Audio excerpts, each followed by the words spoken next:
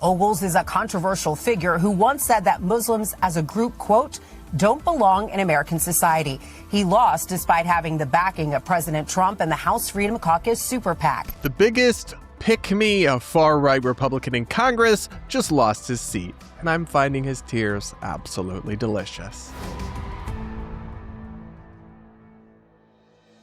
Hey guys, welcome back to the channel, your home for independent analysis and commentary on politics, media, internet culture, and more. And we're going to check in with an election result that's flown under the radar a little bit, but just happened this week, where a very controversial and kind of infamous far-right member of Congress, Representative Andy Ogles from Tennessee, just lost his primary to a more normal and serious Republican that was endorsed by a lot of establishment figures. Even though Andy Ogles had Trump's endorsement, he still lost his seat. We're going to go through this and some of the lore on Andy Ogles as to why that will help you understand why I find his tears so delicious. Just salty little treat for me on this Friday. But yeah, we'll go through all of that. First, here is NBC News reporting the election result. The breaking news update. Primary voters in Tennessee went to the polls today, and the results are coming in, riding a wave of endorsements from establishment Republicans. Former state agricultural commissioner Charlie Hatcher narrowly defeated incumbent Congressman Andy Ogles. Ogles is a controversial figure who once said that Muslims as a group, quote, don't belong in American society. He lost despite having the backing of President Trump and the House Freedom Caucus super PAC. Oh, you just hate to see it. You just hate to see wonderful, lovely people like Andy Ogles lose their seat in Congress. Just kidding. Good riddance, babe. Don't let the door hit ya. Because, guys, if you don't know that much about him, Andy Ogles is one of the most extreme and toxic and unhinged Republican members of Congress, known for nothing really other than incendiary and extremist takes and then pathetic pandering to President Trump, where it's just like, please notice me, pick me, daddy. Really, it almost homoerotic in how just extremely supplicant he is to dear leader. But also there's some lore that I want to just remind people of that I think everyone forgot. Here's a headline from a local news outlet. Revealed, Tennessee Congressman Andy Ogles didn't want you to see his college transcript. We got it anyway. Transcript shows self-proclaimed economist took only one community college economics course, which he barely passed, and did not major in international relations as claimed. So just a reminder that Andy Ogles, when he was running for Congress and building out his political resume and everything, repeatedly said that he's an economist, which refers typically to somebody with an advanced degree in economics, typically a master's degree or a PhD. And turns out he never even had an undergraduate degree. He was not an economist. Objectively, he just lied. And he took one economics course that he barely passed, which then when you look at some of his policies, that actually tracks. But so just a total lie that in a normal world, if you campaigned for office on such blatant lies, they would expel you from Congress after that came to light. Like, that really shouldn't be okay. But we're just, so beyond cooked as a society that I guess that flew under the radar. But a little bit of lore about this man that just, you knew from the jump, we were not dealing with a good faith actor of any kind. But one thing that he became known for in his time in Congress was being the cringiest MAGA simp on planet Earth. And there is a lot of competition. So here's a headline from The Hill. Tennessee Republican proposes amendment to allow Trump to serve a third term. So this guy literally is such a kiss ass that he introduced a constitutional amendment, which he knows has no chance of passing. Right? It's so hard to pass a constitutional amendment, and there is not support for this. Specifically allowing President Trump to serve a third term, or to allow a president who served non-consecutive terms to serve a third term, because he wrote it in a way specifically where President Barack Obama couldn't run for a third term. Notice that it's almost like it was a partisan stunt and not, actually, I believe presidents should be allowed to serve 3 terms. But it's like he was just a pick-me. Right? He was just so desperate for Trump to notice him and to like him. And he's like, I'm your most loyal. I'll do anything. I'll debase myself in any way to get your attention, daddy. And Trump did give him his endorsement, which is crazy that you would endorse this guy, despite him being just deranged and extreme and a liar, and you'll see some of his tweets. And then it didn't even work. He still lost. That's just wonderful. I'm sorry. It's just amazing because he was the king of pandering.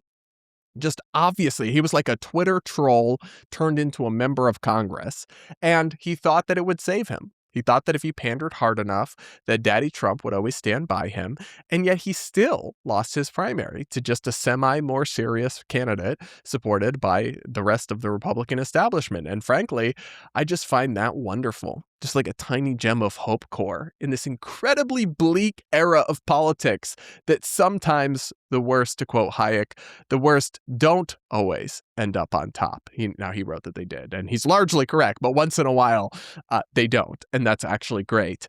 But anyway, I want to go through some of this guy's greatest hits. He was a deeply illiberal representative of kind of a authoritarian and anti-American ideology in many ways. And when I say liberal, I don't mean like liberal conservative. I mean liberal in the classical sense, like the ideas of the Enlightenment and of classical liberalism that America was founded upon. One of those is religious freedom. Another one of those is pluralism and tolerance. The idea that we, live side by side with very different beliefs or religions or lifestyles, and we coexist even though we don't agree, right? That is kind of a core tenet of American values, right? Whereas he doesn't believe in that. So, for example, he tweeted infamously in 2026, "Muslims don't belong in American society.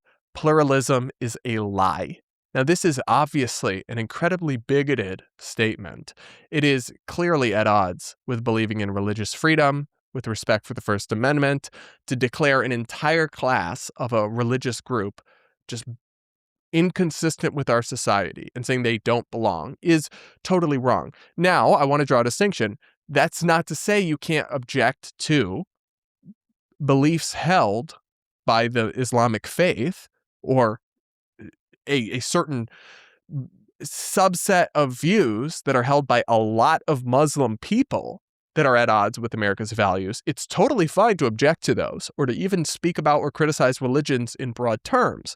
But when you declare a group of, I believe, more than 1 billion human beings and just say they're all illegitimate, including many law-abiding citizens who do accept our values and are Muslim, but there are groups of people within the faith that don't reject American values, that don't reject pluralism, that do believe in tolerance, and don't have some of these extreme beliefs that we rightly object to or are concerned about.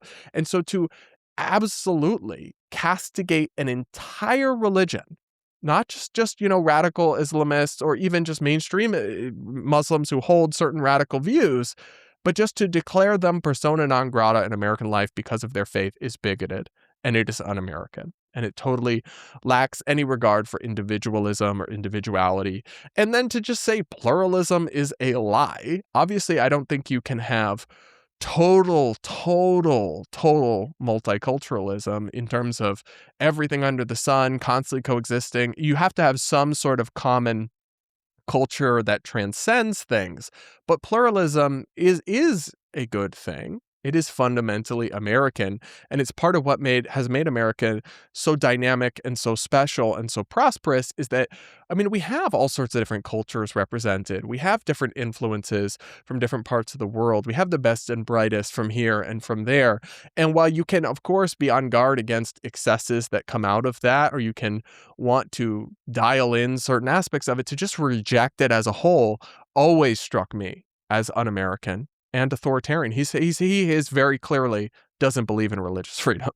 And that's strange to see from the Republican side, but it's just like the bigotry against all Muslim people is so overriding that even, and again, I say this as somebody who's very skeptical of like Islam and the beliefs, and any individual Muslim person, I'm going to judge them though, based on what they believe, not just generically what faith they belong to, the same way I do with Christians. Right? Because you can be a Christian or call yourself a Christian, and that can mean a lot of different things about your beliefs. And there are some Christians whose beliefs I would find abhorrent, and there are many who I wouldn't. And so I apply that same calculus to any person who is a Muslim or identifies as Muslim. And whether the exact proportion, whether I might find a higher proportion of Muslims to hold abhorrent beliefs worldwide, yes, that's certainly the case than Christians. But I'm still going to treat everybody as individuals and maintain that respect for religious freedom and pluralism because I believe in those foundational American values. Andy Ogles does not. he also is not a fan of the gays. We covered this on my channel a couple times when it all went down. But just a few months ago, he tweeted, quote, "Homosexuality has no place in America. Happy Nuclear Family Month." Well, that's obviously insane and not true. Gay people have always existed and are an important and very valued. Lots of gay people, valued part of American society and deserve every right to live our lives however we would like, the same right that everyone else would like. And he got tremendous pushback for this and did delete the tweet. But clearly, I mean, he is extremely anti-gay and homophobic, and that's evidenced by a lot of his public statements. Just that one was the most blatant and went the most viral. So you know what? Actually, homosexuality does have a place in America. But you know what doesn't have a place in Congress? You, Andy Ogles.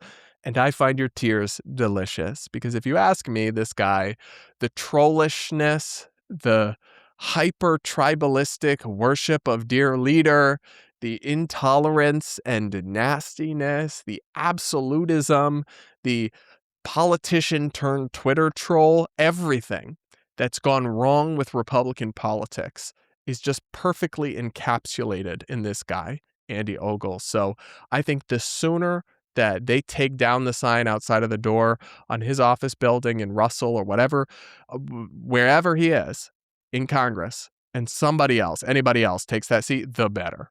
And frankly, maybe karma is real because it's good to see just some of the worst people finally get hit with a little bit of karma. So that's my thoughts on the election there. Undercutting Andy Ogles, and it's hilarious to me. He's a member of the Freedom Caucus. It is so clearly at odds. Like, what a joke that caucus has become. If you just can openly be against religious freedom, against freedom for people who are gay, and just be against all sorts of freedoms. But yeah, I'm a Freedom Caucus guy. Yeah, okay. What a joke. What our politics is so cynical and so broken. Anyway, and also, guys, I've requested interviews with him on multiple occasions to hold him accountable and hold his feet to the fire on some of these views. And he was a little too afraid, I think, to face the scrutiny. And not just me. He didn't do interviews answering any questions about this, really. Or he backed away from a lot of opportunities to do so, at least. So he's not exactly a picture of courage either. So I will not miss Andy Ogles and don't let the door hit ya. That's just my take, but you guys will have to let me know what you think in the comments below. Make sure to subscribe to the channel if you aren't yet, and do consider becoming a member here on YouTube. It's the best way to support my work. Just hit the join button or click the link in the pinned comment. I call out the far left and the far right, and that's not the best business model. I'm too opinionated to do anything else, and I just don't play nicely with others, so I'm never going to just be on one team and sit up and shut up and do what you're told. So I'm going to keep doing it, but it does mean that I need support from viewers like you, so do consider becoming a channel member if you are able to. And with that, guys, we'll leave it there for this one and be back with more real soon.